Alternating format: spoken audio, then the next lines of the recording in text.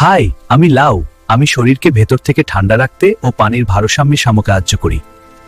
আমি শরীরকে ভেতর থেকে ঠান্ডা রাখতে ও পানির ভারসাম্যের দিনে বা সকালে আমাকে খেলে ভালো কাজ করি। স্বাভাবিক ও আরামদায়ক রাখতে সাহায্য করে। দুপুরের খাবারে লাউ থাকলে আমি খুব খুশি থাকি।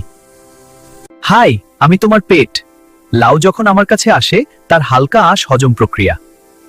হাই, আমি তোমার হার্ট। লাউ তার হালকা ও জলসমৃদ্ধ গুণের মাধ্যমে আমাকে স্বাভাবিক ভারসাম্য বজায় রাখতে সহায়তা করে। রাতের হালকা খাবারে লাউ থাকলে আমি স্বস্তি পাই, তাই বেশি বেশি বল আই লাভ ইউ লাউ।